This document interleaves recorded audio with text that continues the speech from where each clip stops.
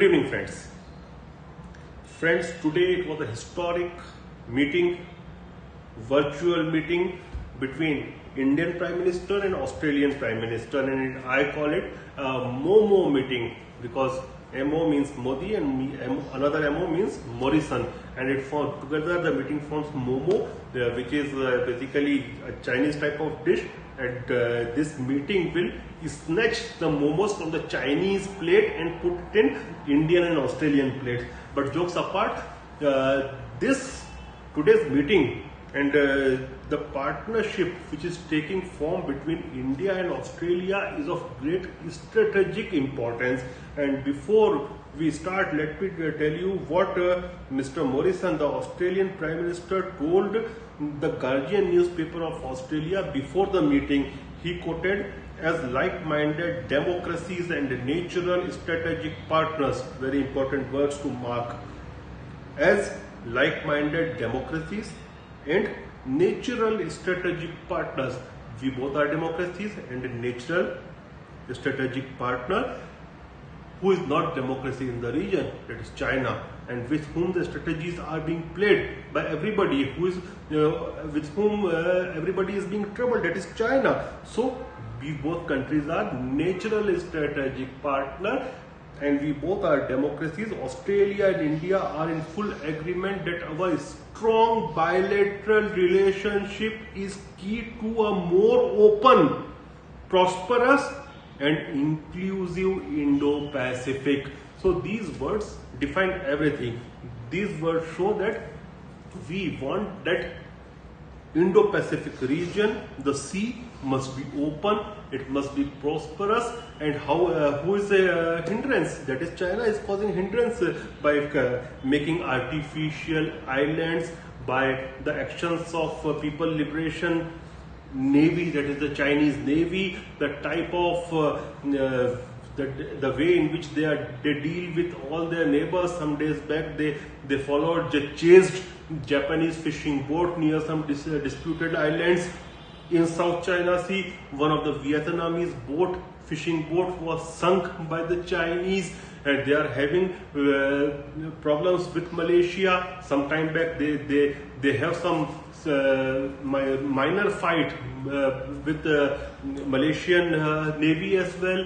They are creating problem for India also in the Himalayan region. So everybody is troubled and want this trouble to be solved. So in that, the Australian and Indian strategic partnership is a great leap, and it will have good result for the entire region. And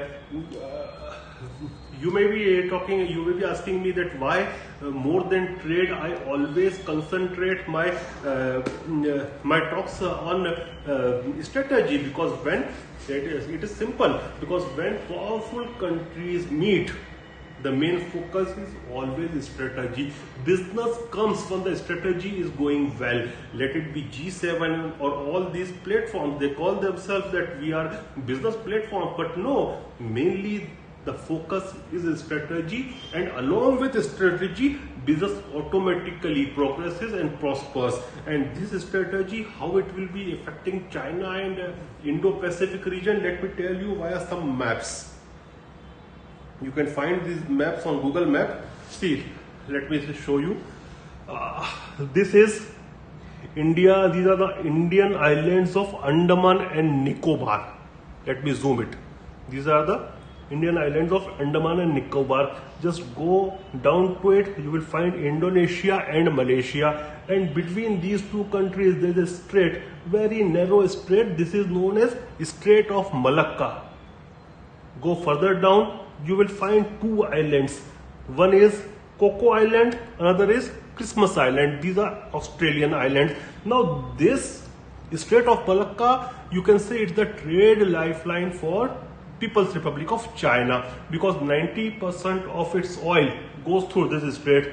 Now if Australian Navy and Indian Navy if we do a blockage for this Strait of Malacca, supposedly from Andaman and Nicobar, we swap some portion of islands between Australia and India, or we allow each other to form bases, naval bases we allow Australian Navy to form its bases in Andaman and Nicobar, and on Coco Island or Christmas Island, Indian Navy forms its bases. Then what can we do together? We can choke this Strait of Malacca and we can deprive China for its oil and also other trade. So this is you can say a weak point of China which can be choked easily by the combination of India and Australia. And now I always talk about Quad.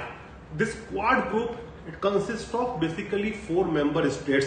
These 4 member states are United States, India, Australia and Japan. It was in picture previously as well, but unfortunately Australia was not very interested because of China, because of its trade dependency upon China. But we have seen in past few years, Australia has gained momentum. It is performing naval exercises between Australia and Japan on one end, between India and Australia on another end. We are having military exercises, air force exercises. We are conducting naval exercises with Australia. So we are strengthening our relationship, and along with that, the Quad itself is gaining momentum and it's taking its shape. Now look at other point and join the dots. Mr. Donald Trump of the United States, he has postponed the meeting of G7 countries. And why he has postponed it? Because he wants additional 4 countries must be part of G7 group. And what are those 4 countries? That India, Australia, South Korea and Russia. Now you must be wondering why Russia. It is important to have Russia in this group so that it doesn't join China. That is the reason Mr. Donald Trump also wants Russia in that group. And rest all the 3 countries, they are of Asia Pacific South China Sea countries. Let it be India or South Korea or Australia. So I am looking at a broader canvas.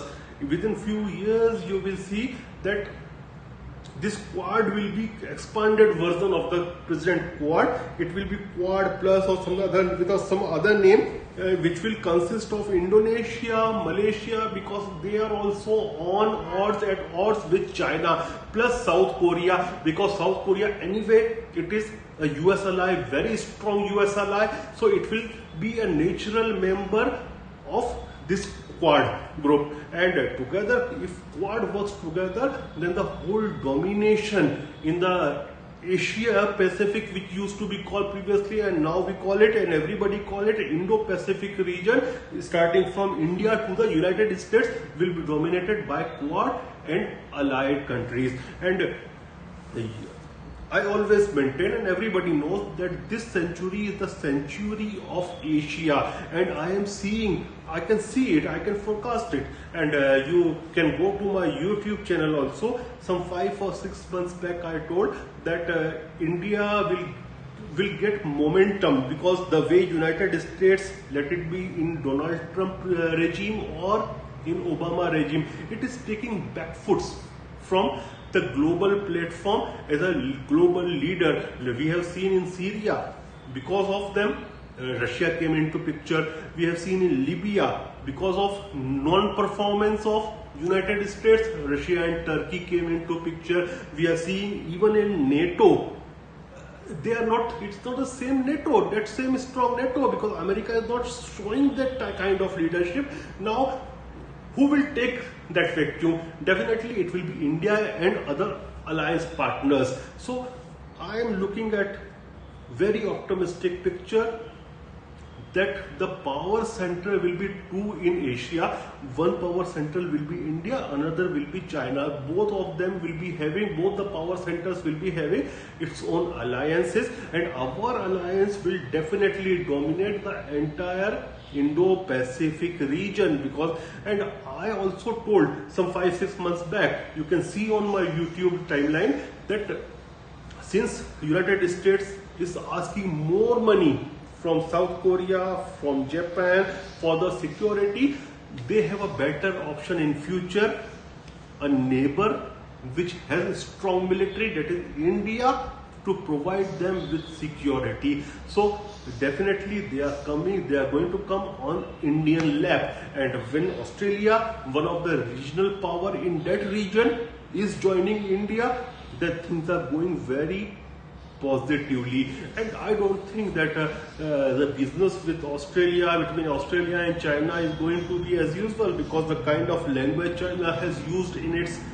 mouthpiece, that is global times for Australia, that Australia is like a chewing gum which has stuck on the soul of China, and we need to remove that with a stone, rubbing it on a stone. So that type of language can't be tolerated.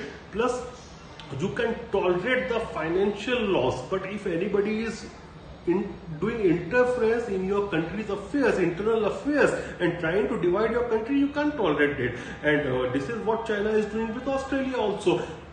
You must be knowing, I think, that what is happening between the federal government of Australia and the state of Victoria. The state of Victoria has signed the Belt and Road Initiative of China, BRI, and the federal government doesn't want that, and they are on longer heads because of that initiative by China. And China is playing the same kind of cards there in European Union also. What Mr. Xi Jinping is proposing and talking about, he is talking about 17+1 platform, in which one is the China and 17 are the other countries of Central Europe and Eastern Europe, and most of them are the members of European Union. He is talking with leaders of particular countries of European Union, but he is not speaking with the office bearers of the Union. So he is trying to divide and rule in Europe. He is trying to divide and rule between the federal government of Australia and also the states of Australia. So definitely these countries are going to be hostile, and they are hostile with China. And in long term, no, I'm not talking about long term, in medium term and also immediate terms, you will see the biggest beneficiary for that in strategic as well as in trade will be India. Because once you are a strategic partner with Australia, Japan, South Korea, the strategic partners tend to do business among themselves. So business with India and these allies will increase definitely, and it will be a win-win situation for all of us, and it will be a win-win situation for Indo-Pacific region, because enough is enough. China is troubling everybody. All the countries are bugged up. Now they are frustrated with China. They want to come out of China's clutches and want the free movement in the entire region of Indo-Pacific. So I hope if you have, you must have understood all these things, and if you have any question, do write. I'll reply. Till then, goodbye.